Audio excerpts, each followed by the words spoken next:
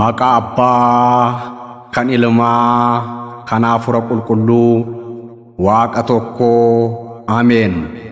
Wangeelli mootummaa kun guutummaa biyya lafaatti ni lallabama.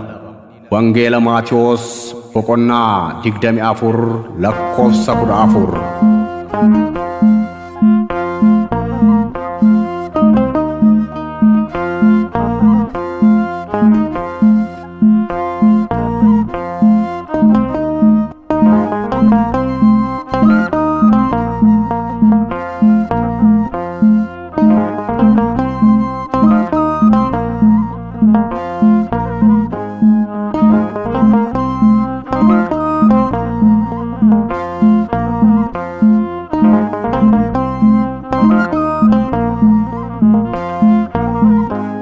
Wangeelli Gooftaa halaalabamoo misraachoo dhugaa jireenya argamuun. Wangeelli Gooftaa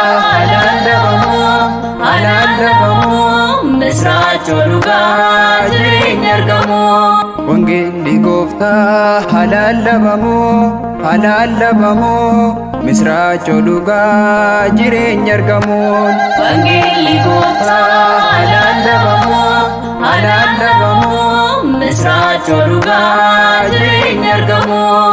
Walitti qabamaa nuti hin dhiifnu wangeela guutuu kan nuti lallabnu. Somaaf kadhataan kan nuti dhaabbannu Sillaasee uumaaf galatni haa ta'u. Kottaa obboloota waliin hirmaannaa wangeela Gooftaa waliin dhunannaa. Kottaa obboloota waliin hirmaannaa wangeela Gooftaa waliin dhunannaa.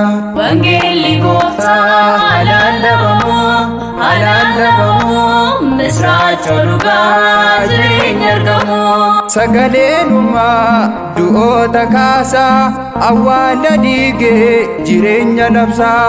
Gammachuu dhugaa namootaaf kennaa wangeela isaa kanaaf lallabnaa. Kottaa obboloota waliin hirmaannaa wangeela Gooftaa waliin dhunannaa. Kottaa obboloota waliin hirmaannaa wangeela Gooftaa waliin dhunannaa. Wangeelli Gooftaa halaalabamoo misraachoo dhugaa jireenya argamuun. Jireenya qabaa inni of keessaa daandii dhugaatti ofeenu geessaa. Kennaa abbootaa warreen kaleessaa baraan jiraannaa nuti manasaa.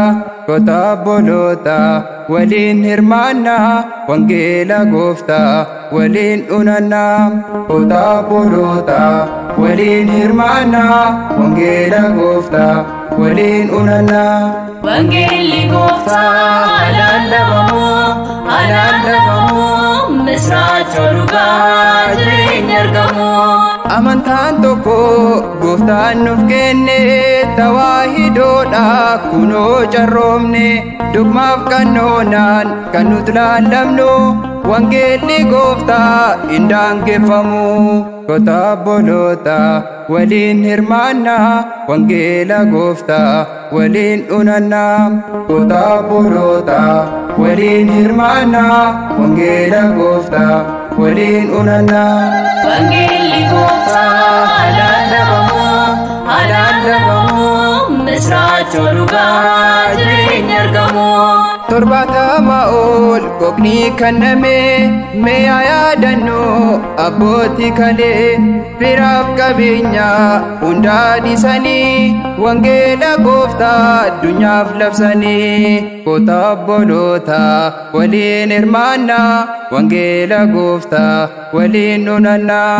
Kottaa obboloota waliin hirmaannaa wangeela Gooftaa waliin dhunannaa.